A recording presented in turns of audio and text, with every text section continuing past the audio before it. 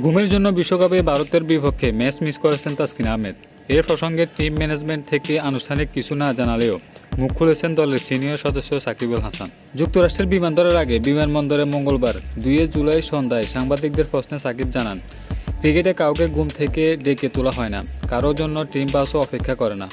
এই জিনিসগুলো ক্রিকেটে হয় না। ক্রিকেটের নিয়মে এগুলো নেই যে আপনি এরকম ঘরে থাকবেন আর পুরো দল অপেক্ষা করবে। দল কখনো অপেক্ষা করে না, এটা কোথাও হয় না। আমরা যখন বয়সভিত্তিক ক্রিকেট থেকে খেলে এসেছি, এখনও মনে আছে আমাদের এমনও হয়েছে যে ক্রিকেটার পেছনে দৌড়াচ্ছে, কিন্তু বাসের দরজা লেগে গেছে, তাই বাস চলে গেছে। তাই বাস কখনো থামে না। একজনের জন্য পুরো দল থেমে থাকে না আসলে, যোগ করেন সাকিব।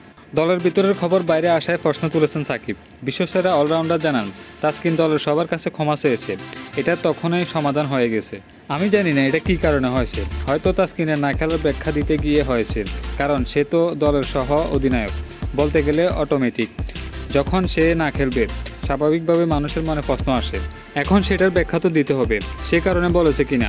যেই বলেছে আমি তো সেটা তো বলতে পারবো না। সাকিব আরও বলেন, তাসকিন আসলে মাঠে পৌঁছেছিল টস হওয়ার 5 থেকে 10 মিনিট আগে, সম্ভবত খুবই কাছাকাছি সময় আসলো।